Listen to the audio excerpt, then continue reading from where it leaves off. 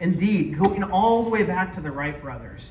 The Wright brothers first thought they could take an existing engine and adapt it for their airplane, but they discovered that in order to achieve what they had set out to do, that they had to build a custom engine. And they teamed with Charlie Taylor, an engine expert, to build the engine for the very first airplane.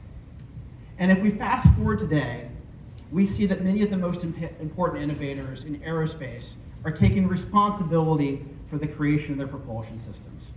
For example, SpaceX and Blue Origin have developed in-house the propulsion systems that make these breakthrough rockets possible. At Boom, we first thought we would be able to take a subsonic engine and adapt it to supersonic flight.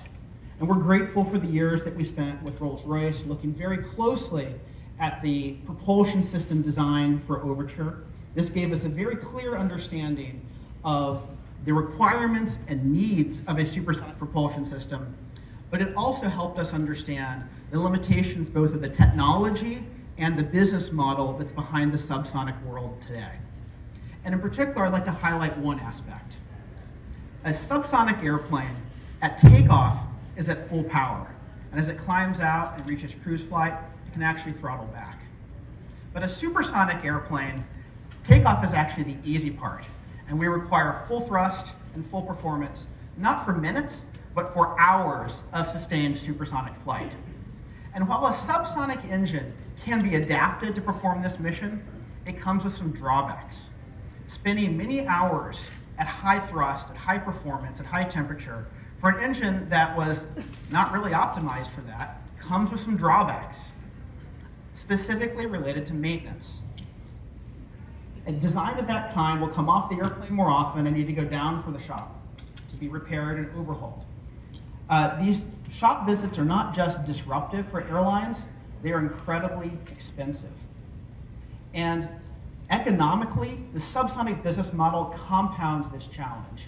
Today in the subsonic world, effectively, engines are given away at no profit, and all the money is made in spare parts, which are marked up sometimes 4x, meaning like a $100 part goes for $400.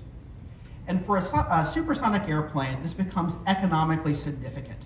To put this into context, operating with an adapted subsonic engine and a subsonic business model, there would be upwards of $1,000 per passenger per flight in spare parts. It's a lot of spare parts. And going back to our mission at Boom, we want to make supersonic flight available to as many people as possible, and we want to make it profitable for airlines around the world on as many routes as possible. So we said there's got to be a better way. Earlier this year, we hired an independent design team at FTT, a unit of Kratos, and we said, we'd like you to take a fresh look. We need to meet all of our strong environmental sustainability commitments, but we also want you to look at the best economic solution, at minimizing the total cost of supersonic flight so we can maximize profitability and maximize access to supersonic flight. And we were blown away by what they came up with. This engine design achieves 25% more time on wing. What that means is the airplane and the engine can keep flying 25% longer before it ever has to come down for maintenance.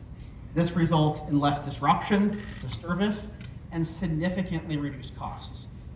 Speaking of costs, this change for longer maintenance intervals, plus a shift in the business model away from a focus on exorbitantly expensive spare parts, allows us to achieve a significant economic advantage that would not have been possible with a traditional approach.